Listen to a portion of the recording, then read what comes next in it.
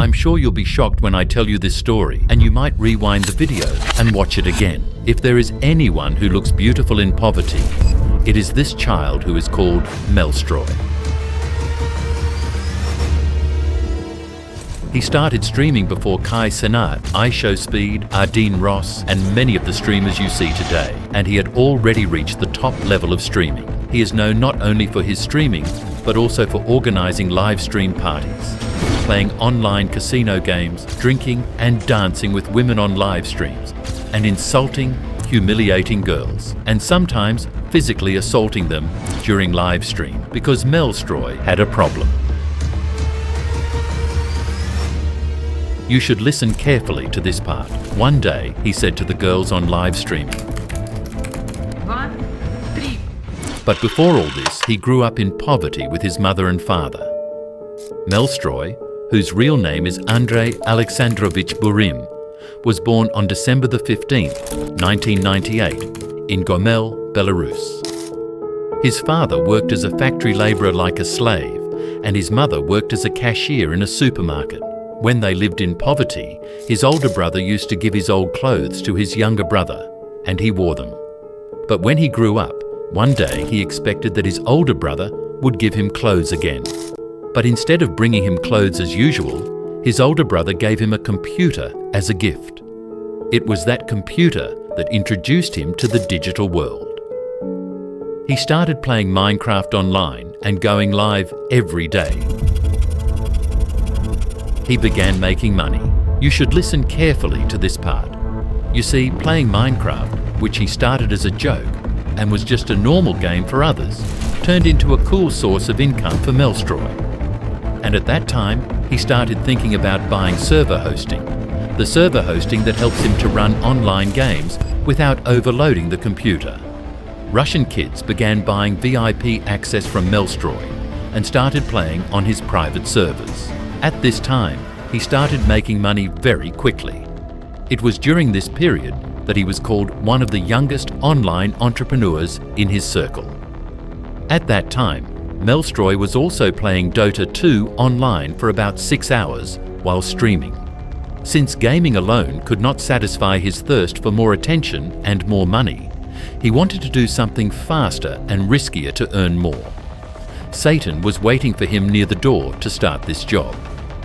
At the age of 16, he was introduced to a platform called Omegle, which connects random people from all over the world randomly on live. And he started using the platform.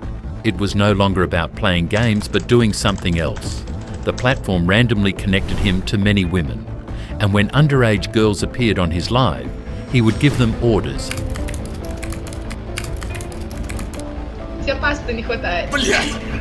They make it easy, they do it well.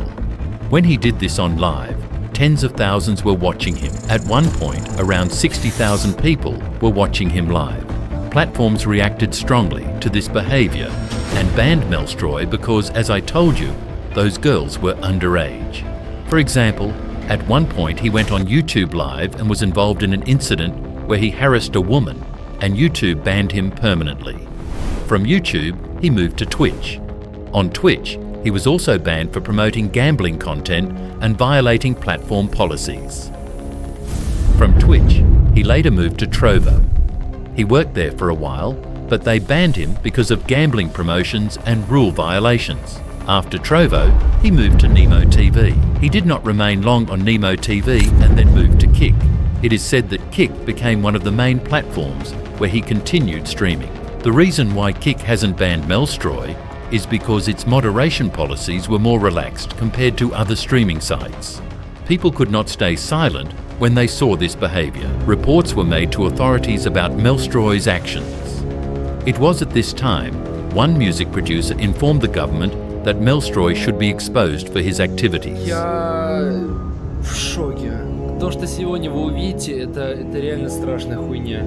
Ну, чуваки, он раздевает маленьких детей, блядь! Серьезно? The government paid attention and began monitoring him. One day, police entered his apartment and confiscated his streaming equipment. At that time, Mellstroy was not at home. Despite the accusations against him, he continued renting hotels and streaming similar content doing the same activities. After 3 months, the government dropped the case. This meant that the case file was closed. How did this happen? Many rumours spread that his parents paid millions of dollars to the government and the police to close this case. Mellstroy felt relieved and continued working, but this only made his content more extreme. Around this time, he moved heavily into gambling streams. If gambling sites and streaming platforms have contracts and you play online under those agreements, the streaming platforms will not block or ban you. They allow the content under sponsorship arrangements. After he began playing online casino games, he earned large amounts of money through bonuses, sponsorship deals, and referral programs. At this time, he started drinking and dancing with women on live streams. Viewers paid to see shocking acts and started following him on live. This became known as trash streaming. He would invite small streamers with few followers, and viewers would watch as he insulted, humiliated, and sometimes physically assaulted them. For example, Elena Efremova, a Russian small content creator, was caught on camera in 2020 when Mellstroy repeatedly hit her head against a table while live streaming from Moscow. She was seen bleeding from her mouth and nose in the video. She later sued him for allegedly beating her and humiliating her because of the photos and videos she shared in social media. In 2021, her lawsuit was successful, and the court sentenced him to 6 months of corrective labor and ordered him to pay compensation of 72,000 Russian rubles, or around $1,000. But it did not end with her. He committed other shocking acts, including spraying urine on strangers during live streams, because viewers who wanted to see such behavior would pay large amounts of money and tell him to do it, and he would not back down. There were also other streamers known for similar actions. It was not only about Mellstroy. In 2020, a streamer named Stanislav Reshetnikov, known as Replay, was involved in a tragic incident. During a live stream, a viewer reportedly offered him $1,000 if he locked the girl who was with him outside.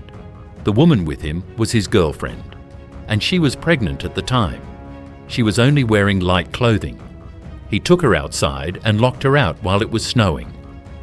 After some time, when he opened the door, he found that she was no longer alive. He called the police during the live stream, and an ambulance arrived. Doctors later confirmed that she had died in a live stream. Replay was later sentenced to prison for her death. This environment of extreme live stream behavior grew during that period. Mellstroy was often associated with encouraging shocking and dangerous actions for money, although many people criticized and condemned such behavior. After increasing pressure in Russia, Mellstroy left the country, saying authorities might arrest him again. He traveled to Bali, Indonesia, and began living a luxurious life near the beach. He surrounded himself with friends and models and earned millions of dollars promoting online gambling platforms. But this luxurious life did not give him freedom, only money. When he traveled to Dubai and insulted residents while streaming, authorities reportedly banned his return.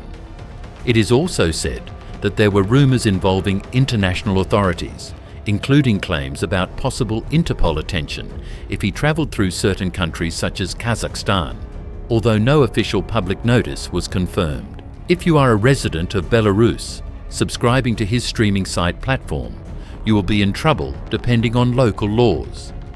His family reportedly accumulated many cars, houses, and other expensive assets through his online income as money laundering. In 2025, he launched his own gambling site and gave away millions of dollars in promotional giveaways. During a record-breaking live stream, he claimed to give away 30 apartments, along with large amounts of cash. He even publicly offered money to MrBeast on Instagram, saying, "I'll give you a lot of money if MrBeast follows me." MrBeast briefly responded online, which created massive attention across social media. Hey Mel, so I was told to send you this video saying hi. There was a time when he gave money generously to random followers, but now he lives on an island called Cyprus. He has said during streams that travelling has become complicated because many countries and cities have banned him. And all this luxury life still cannot buy him freedom. That's all for now, and if you like this video, hit that like and subscribe below. Thank you very much.